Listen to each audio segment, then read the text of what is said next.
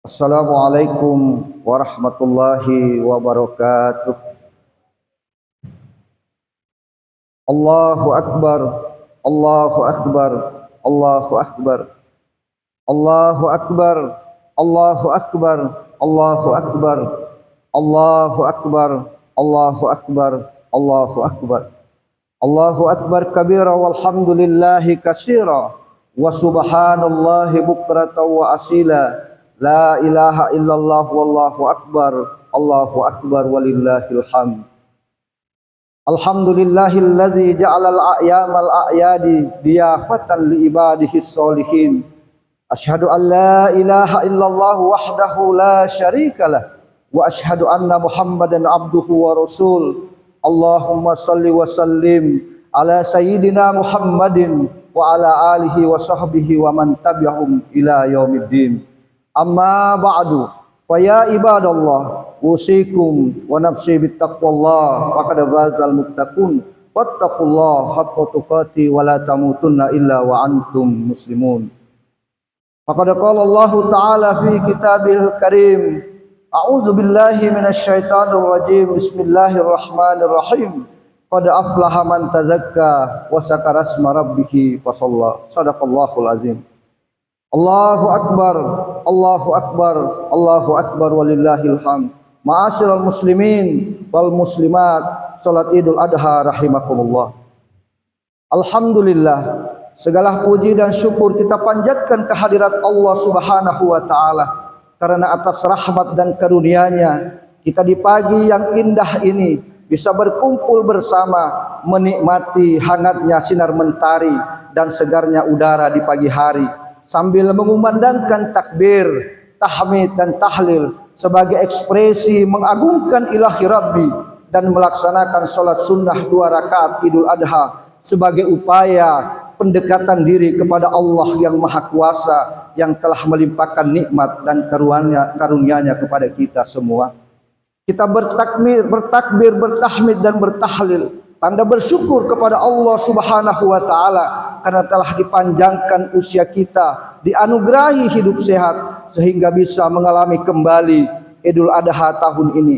Tidak terasa lama waktu berlalu, masa berjalan, 1 tahun serasa sebulan, sebulan serasa seminggu, dan seminggu serasa sehari. Begitu singkat waktu kita rasakan, pertanda betapa perjalanan hidup kita demikian cepat. Umur kita semakin pendek, memangkas kesempatan berlama-lama tinggal di dunia, dan kuburan yang kita benci kian hari semakin mendekat. Allahu akbar, Allahu akbar, Allahu akbar walillahil hamd. Pantas Allah mengingatkan kita dalam surat Al-Asr ayat 1 sampai 3. Bismillahirrahmanirrahim. Wal asri innal insana lafi khusr illa alladzina amanu wa amilus solihati wa tawasaw bil haqqi wa tawasaw bis sabr.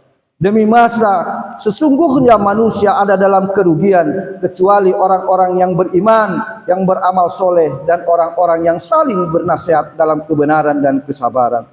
Oleh karena itu, mari kita bersama-sama meningkatkan keimanan dan ketakwaan kepada Allah Subhanahu wa taala dengan sepenuh hati.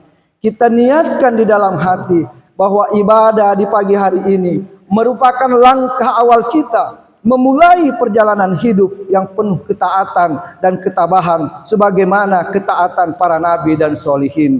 Allahu akbar, Allahu akbar, Allahu akbar walillahil hamd. Ma'asyiral muslimin wal muslimat, salat Id rahimakumullah.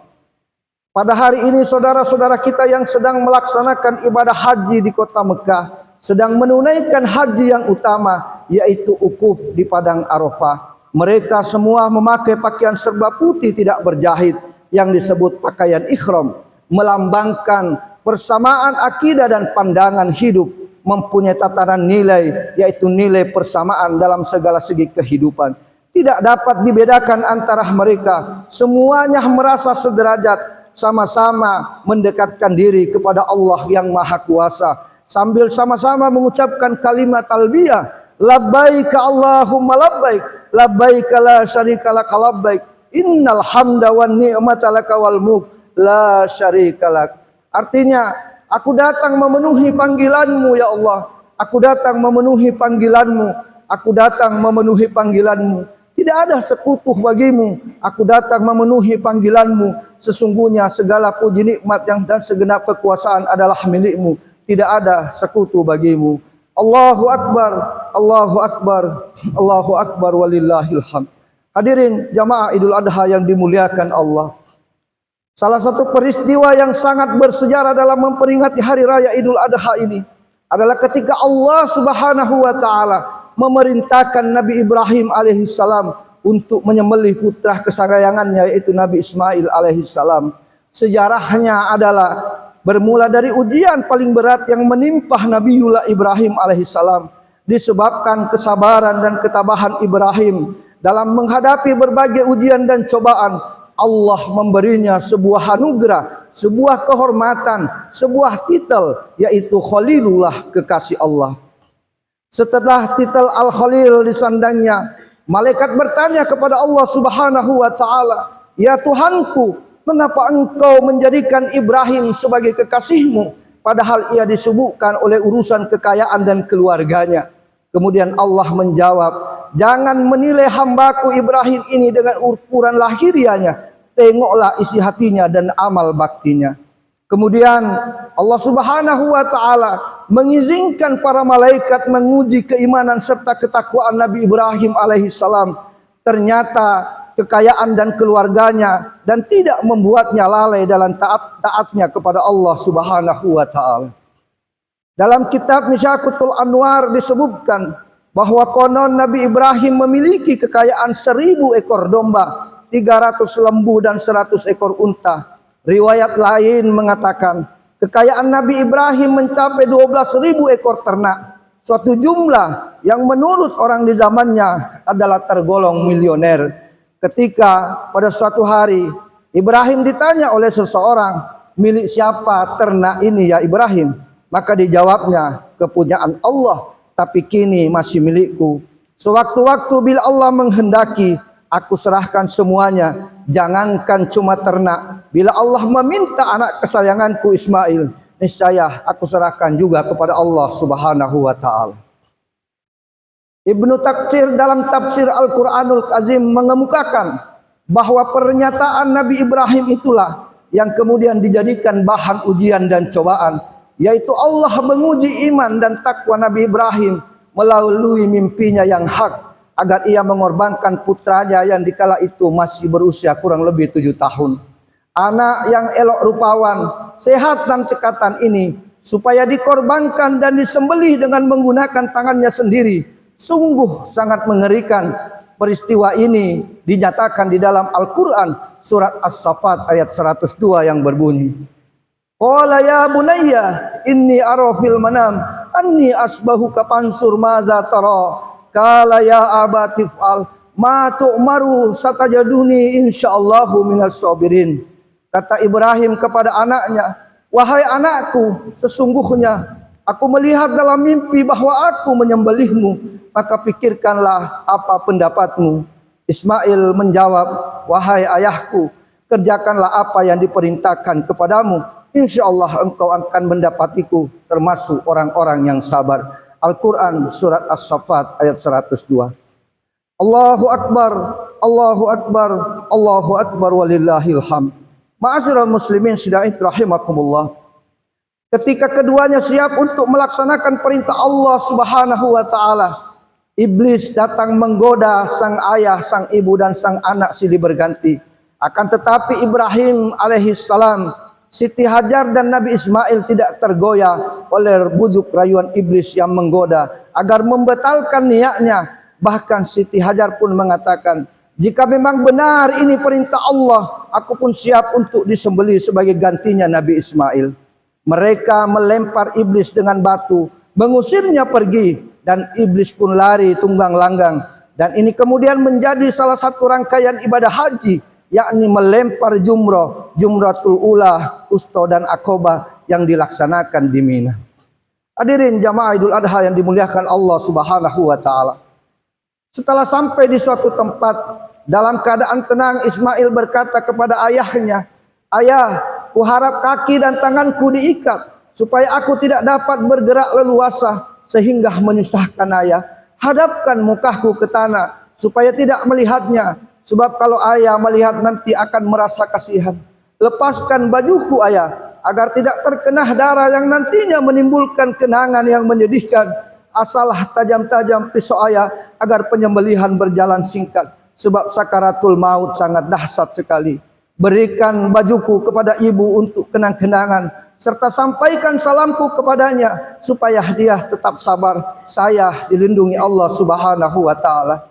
Jangan cerita bagaimana ayah mengikat tanganku. Jangan izinkan anak-anak sebayaku datang ke rumah agar kesedihan ibu tidak berulang. Dan apabila ayah melihat anak-anak sebayaku, janganlah terlampau jauh untuk diperhatikan, nanti ayah akan bersedih.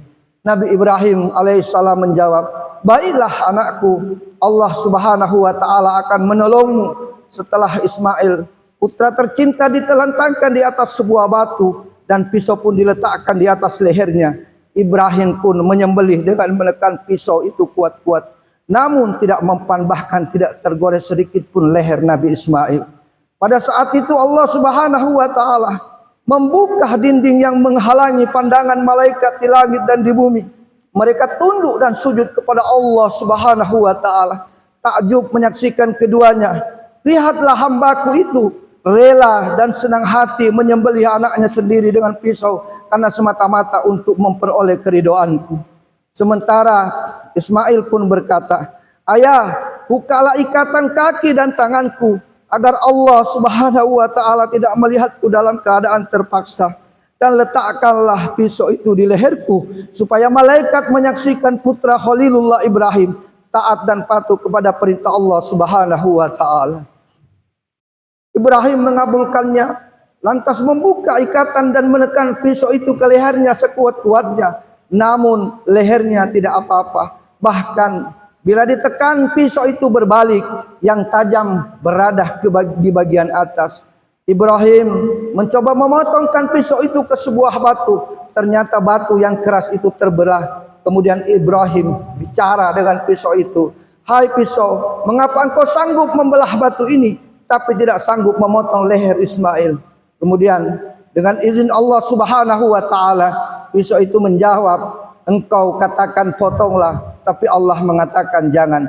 Mana mungkin aku memenuhi perintahmu wahai Ibrahim, jika akibatnya akan durhaka kepada Allah Subhanahu wa taala. Dan pada itu Allah Subhanahu wa taala memerintahkan Jibril untuk mengambil seekor kibas dari surga sebagai penggantinya. Dan Allah berseru dengan firman-Nya, menyuruh menghentikan perbuatannya, tidak usah diteruskan pengorbanan terhadap anaknya. Allah telah meridhoi ayah dan anaknya, mewasrahkan tawakal mereka. Sebagai imbalan keikhlasan mereka, Allah mencukupkan dengan penyembelihan seekor kambing sebagai korban, sebagaimana diterangkan di dalam Al-Quran surat As-Saffat ayat 107 sampai 110. Bismillahirrahmanirrahim. Wa fadainahu bizibhin azim, dan kami tebus anak itu dengan seekor sembelihan yang besar. Wa tarakna alaihi fil akhirin, kami abadikan untuk Ibrahim pujian yang baik di kalangan orang-orang yang datang kemudian. Salamun ala Ibrahim, yaitu kesejahteraan semoga dilimpahkan kepada Nabi Ibrahim. Gazalika najazil muhsinin, demikianlah kami memberi balasan kepada orang-orang yang berbuat baik. Allahu akbar, Allahu akbar, Allahu akbar, walillahil hamd. Menyaksikan tragedi penyembelihan yang tidak ada bandingnya dalam sejarah umat manusia itu, malaikat Jibril menyaksikan ketaatan keduanya setelah kembali dari surga dengan membawa seekor kibas. Kagumlah ia seraya terlontar darinya suatu ungkapan, Allahu akbar, Allahu akbar, Allahu akbar. Nabi Ibrahim menyambutnya, la ilaha illallah wallahu akbar, yang kemudian disambung oleh Nabi Ismail, Allahu akbar walillahil hamd. Hadirin jamaah Idul Adha yang dimuliakan Allah, inilah sejarah pertamanya kurban di hari raya kurban yang kita peringati pada pagi hari ini. Allah Maha Pengasih dan Penyayang. Korban yang diperintahkan tidak usah anak kita, cukup binatang ternak, baik kambing atau sapi. Sebab Allah tahu kita tidak mampu menjalaninya. Jangankan memotong anak kita, memotong sebagian harta kita. kita tidak mampu menjalaninya.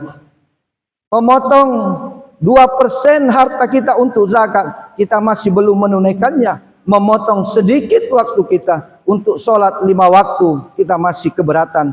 Menunda sebentar waktu makan kita untuk berpuasa, kita tak mampu melaksanakannya, dan sebagainya, dan sebagainya.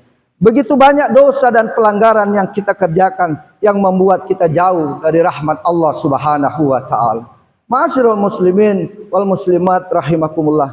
Tepatlah apabila perayaan hari raya Idul Adha digunakan menggugah hati kita untuk berkurban, karena tidak ada amal perbuatan yang paling disukai Allah pada hari ini kecuali berkurban, sebagaimana sabda Rasulullah sallallahu alaihi wasallam. An Ibni Abbas radhiyallahu anhu qala Rasulullah sallallahu alaihi wasallam, ma min amali ibni adam yawman nakhrin amalan ahabba ilallahi min iraqatid damin wa innahu la ya'ti bi quruniha wa adfariha was'ariha wa anna damal labaqahu binallahi bima kana qabla an yaqa'a fil ardi fatayyibuha nafsan.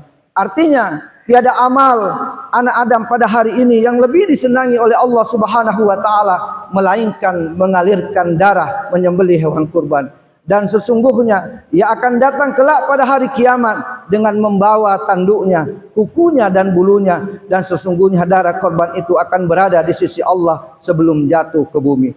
Bahkan di hadis lain Rasulullah sallallahu alaihi wasallam bersabda, wa an Abi Hurairah radhiyallahu anhu Rasulullah sallallahu alaihi wasallam qala, man kana lahu sa'atun wa lam yudahki fala yaqrabanna musallana. Artinya, barang siapa yang memiliki kelonggaran harta, rezeki, dan tidak berkurban, maka janganlah mendekati tempat solatku. Seperti itulah ancaman bagi orang yang mampu berkorban, tetapi tidak mau mengeluarkan hartanya untuk berkorban. Mudah-mudahan perayaan Idul Adha kali ini mampu menggugah hati kita untuk terus bersemangat, rela berkorban demi kepentingan agama, bangsa dan negara. Amin ya rabbal alamin. A'udzubillahi minasyaitonirrajim. Bismillahirrahmanirrahim. Inna a'tainakal kautsar fashalli lirabbika wanhar inna syani'aka huwal abtar. Barakallahu li wa lakum fil Qur'anil azim wa nafa'ni wa iyyakum bima fihi minal ayati wa dzikril hakim wa taqabbala minni wa minkum tilawatahu innahu huwas samiul alim. Fastaghfiru innahu huwal ghafurur rahim.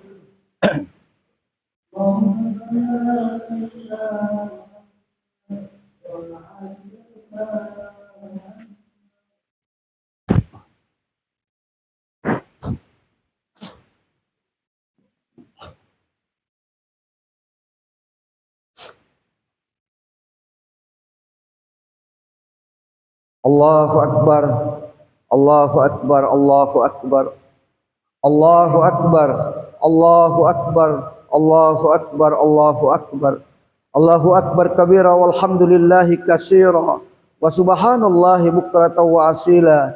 La ilaha illallah wallahu akbar, Allahu akbar walillahil hamd. Alhamdulillahi ala ihsanihi wa syukru lahu ala taufiqihi wal imtinah.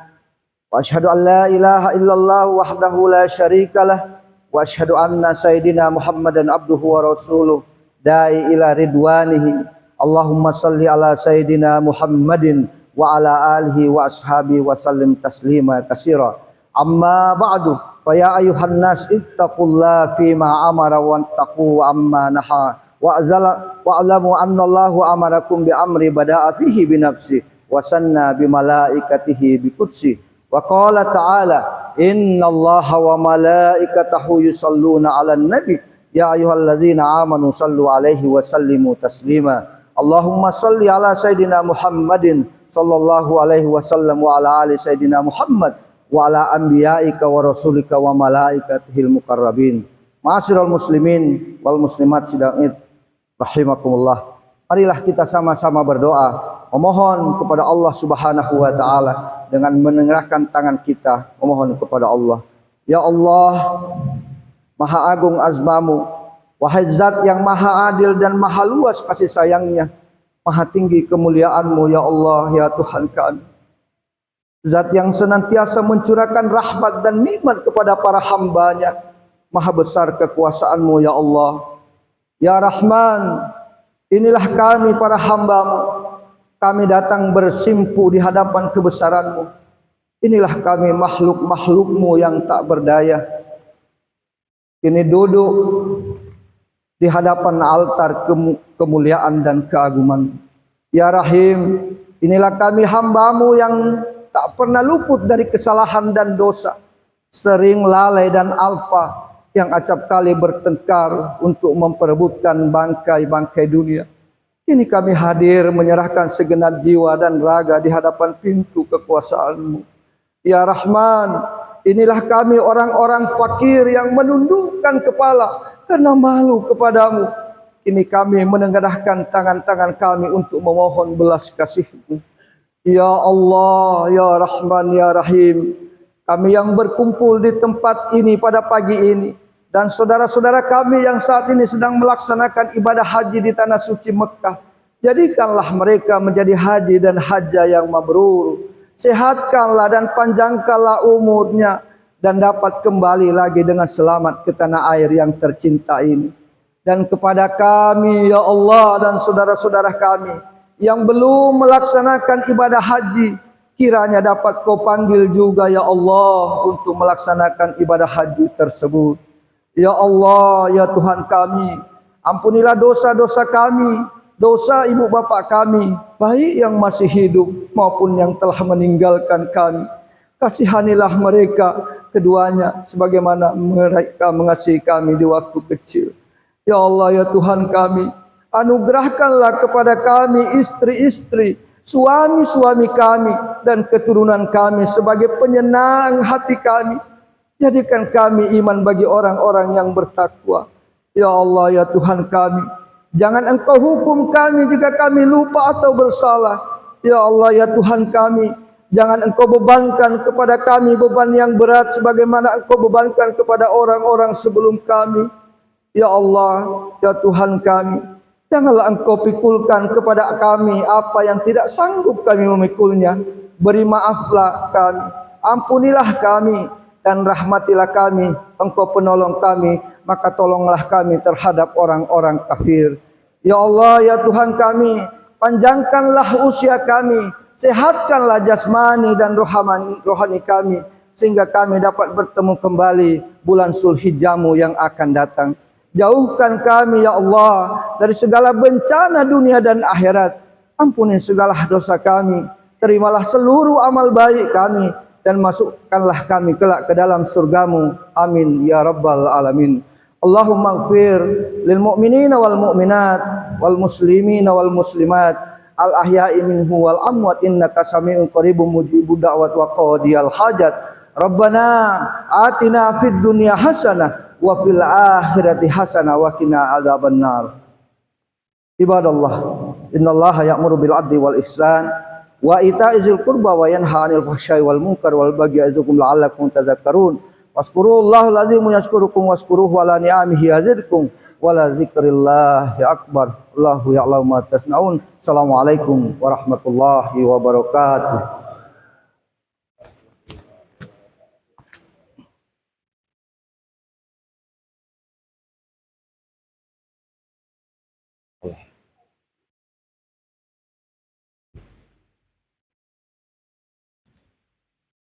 Allah.